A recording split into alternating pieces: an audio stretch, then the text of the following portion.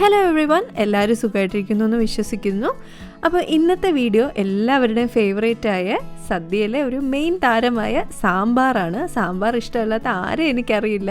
അപ്പോൾ നമുക്ക് വേഗം തന്നെ റെസിപ്പിയിലേക്ക് പോവാം. ഇതൊരു സാധാരണ റെസിപ്പി ആണെങ്കിലും അവസാനത്തെ ഒരു സ്റ്റെപ്പ് കുറച്ച് ഡിഫറെൻ്റ് ആണ്. അപ്പോൾ വീഡിയോ മുഴുവനായിട്ട് കാണാൻ ശ്രമിക്കണേ. അപ്പോൾ സാമ്പാർ ഉണ്ടാക്കാനായിട്ട് ഞാനിവിടെ 1 കപ്പ് തുവരപ്പരിപ്പ് നന്നായിട്ട് കഴുകി ഒരു കുക്കറിലേക്ക് ഇട്ട് കൊടുക്കുന്നുണ്ട്. ഇനി അതിലേക്ക് നമുക്കൊരു ഏകദേശം 3-4 കപ്പ് വെള്ളം ഒഴിച്ചു കൊടുക്കാം.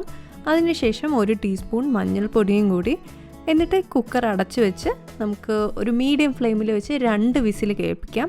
അല്ലെങ്കിൽ നിങ്ങളുടെ പരിപ്പിൻ്റെ വേവ് എങ്ങനെയാണോ അത്രയും വിസിൽ അടുപ്പിച്ച് നന്നായിട്ടൊന്ന് വേവിച്ചെടുക്കാം. ഇനി ഈ ഒരു സമയം കൊണ്ട് നമുക്ക് ഏകദേശം ഒരു ചെറിയ നാരങ്ങയുടെ വലുപ്പത്തിൽ വാളൻ പുളി വെള്ളത്തിൽ കുതിർക്കാനിട്ടാം. ഇനി ഒരു കുക്കറിലേക്ക് നമുക്ക് ഈ സാമ്പാറിന് ആവശ്യമായിട്ടുള്ള വെജിറ്റബിൾസ് ആഡ് ചെയ്ത് കൊടുക്കാം. അപ്പോൾ ആദ്യം ഞാൻ ആഡ് ചെയ്ത് കൊടുക്കുന്നത് പടവലങ്ങയാണ്. അതിനുശേഷം ക്യാരറ്റാണ് ആഡ് ചെയ്ത് കൊടുക്കുന്നത്. അതിനുശേഷം വെള്ളരിക്ക, അതിനുശേഷം കത്തിരിക്ക,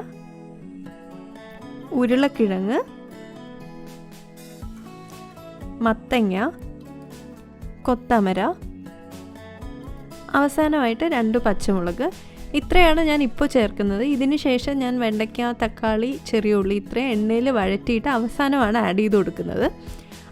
അപ്പോൾ ഇനി ഈ വെജിറ്റബിൾസിലേക്ക് ഏകദേശം 3-4 കപ്പ് വെള്ളം കൂടി ഞാൻ ചേർത്ത് അവസാനമായിട്ട് അല്പം കറിവേപ്പിലയും കൂടി ആഡ് ചെയ്യുന്നുണ്ട്. കറിവേപ്പില ആഡ് ചെയ്ത് കഴിഞ്ഞാൽ ഇതിലേക്ക് 1.5 ടീസ്പൂൺ ഉപ്പ് ആണ് ചേർത്ത് കൊടുക്കുന്നത്.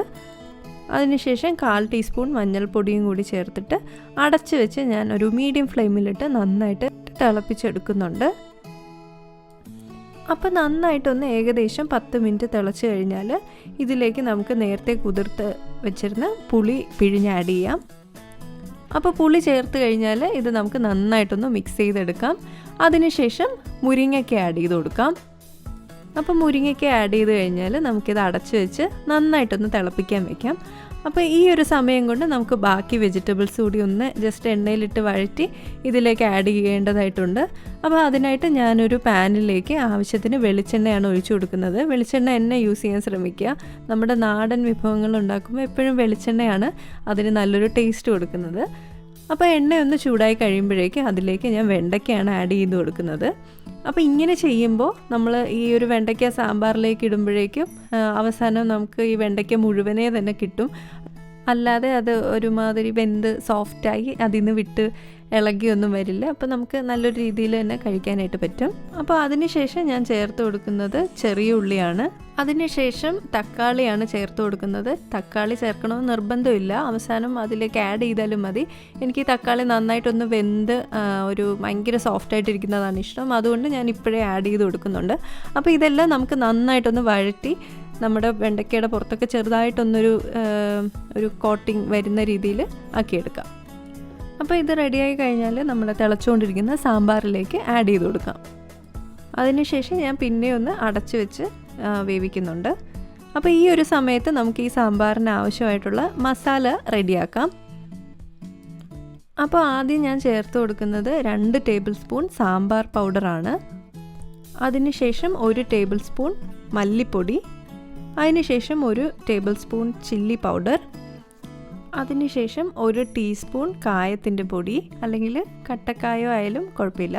അതിനുശേഷം 1 ടീസ്പൂൺ ഉപ്പ് കൂടി ഞാൻ ചേർത്ത് കൊടുക്കുന്നുണ്ട്. എന്നിട്ട് ഇതിലേക്ക് അല്പം വെള്ളം ഒഴിച്ച് ഇത് നന്നായിട്ടൊരു പേസ്റ്റ് രൂപത്തിലാക്കിയെടുക്കാം. ഇങ്ങനെ ചെയ്യുമ്പോൾ നമ്മുടെ മസാലയൊന്നും സാമ്പാറിൽ കട്ടയായിട്ട് കിടക്കാറില്ല.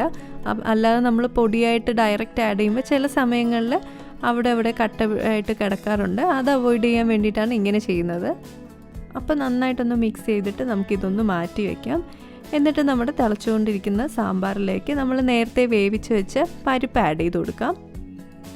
അതിനുശേഷം നമ്മൾ മിക്സ് ചെയ്ത് വെച്ചിരുന്ന മസാലയും കൂടി ചേർത്ത് നന്നായിട്ട് നമ്മുടെ സാമ്പാർ ഇളക്കി കൊടുക്കാം.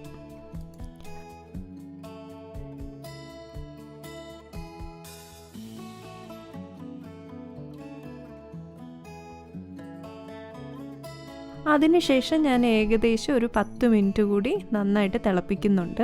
അതിനുശേഷം നമുക്ക് ഈ സാമ്പാറിൽ അവസാനമായിട്ട് വേണ്ട താളിപ്പാണ് ഞാൻ പ്രിപ്പയർ ചെയ്യുന്നത്. അതിനായിട്ട് ഒരു പാത്രത്തിലേക്ക് ആവശ്യത്തിന് വെളിച്ചെണ്ണ ഒഴിച്ചു കൊടുക്കാം.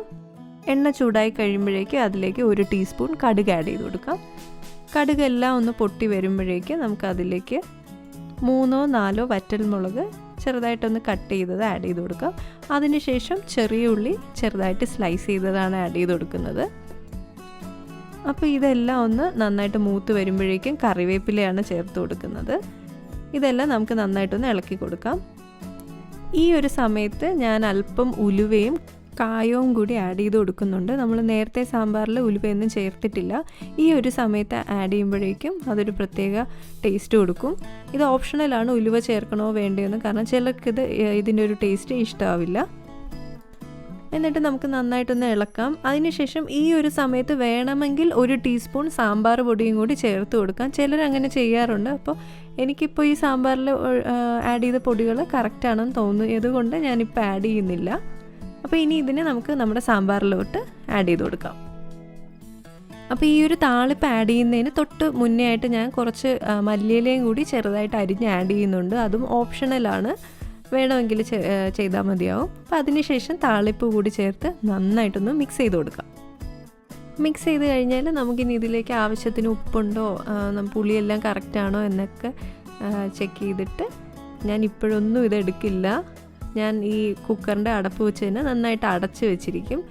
കുറഞ്ഞതൊരു 2 മണിക്കൂറെങ്കിലും കഴിഞ്ഞിട്ടേ ഞാൻ തുറക്കാറുള്ളൂ. അപ്പോൾ നമ്മുടെ മസാലയൊക്കെ നല്ല പിടിച്ച് നല്ല അടിപൊളി മണത്തോടു കൂടി നല്ല കുറുകി നല്ല അടിപൊളി സാമ്പാർ നമുക്ക് അപ്പോഴാണ് കിട്ടുന്നത്. അപ്പോൾ ഈ ഒരു സ്റ്റെപ്പാണ് എനിക്കിതിൽ ഭയങ്കര ഇമ്പോർട്ടൻ്റ് ആയിട്ട് തോന്നിയിട്ടുള്ളത്. നമ്മുടെ കുക്കറിൻ്റെ അടപ്പ് വെച്ച് തന്നെ അടക്കി ആ ഒരു ചൂടിൽ കുറച്ച് നേരം ഇരിക്കുമ്പോൾ നമ്മുടെ സാമ്പാറെല്ലാം നല്ല കുറുകി അതിൻ്റെ ഗ്രേവിയെല്ലാം നല്ല അടിപൊളിയായിട്ടുണ്ടാവും. അപ്പോൾ ഉച്ചയ്ക്കാണ് സാമ്പാർ കഴിക്കാൻ നിങ്ങൾ ആഗ്രഹിക്കുന്നതെങ്കിൽ രാവിലെ തന്നെ പ്രിപ്പയർ ചെയ്ത് വെക്കുക എന്നതാണ് എൻ്റെ ഒരു ഒപ്പീനിയൻ. അപ്പോൾ അത്രയേ ഉള്ളൂ, നമ്മുടെ ടേസ്റ്റി ആയിട്ടുള്ള സദ്യക്കൊക്കെ പറ്റിയ അടിപൊളി സാമ്പാർ റെഡിയായി കഴിഞ്ഞു. ഇത്രയേ ഉള്ളൂ റെസിപ്പി. എല്ലാവർക്കും അറിയാവുന്ന റെസിപ്പി ആയിരിക്കും, എന്നാലും ഞാനൊന്ന് പറഞ്ഞതേ ഉള്ളൂ. അപ്പോൾ എല്ലാവരും ഓണത്തിന് സാമ്പാറും എല്ലാ സദ്യയൊക്കെ ഒരുക്കി നല്ല അടിപൊളിയായിട്ട് ആഘോഷിക്കൂ. അപ്പോൾ നാളെ മറ്റൊരു വീഡിയോ ആയിട്ട് ഞാൻ വീണ്ടും വരുന്നതായിരിക്കും. എൻ്റെ ചാനൽ ഒന്ന് സബ്സ്ക്രൈബ് ചെയ്തേക്കണേ എല്ലാവരും. വീഡിയോ ഇഷ്ടമായെങ്കിൽ ലൈക്ക് ചെയ്തേക്കണേ. See you then, by.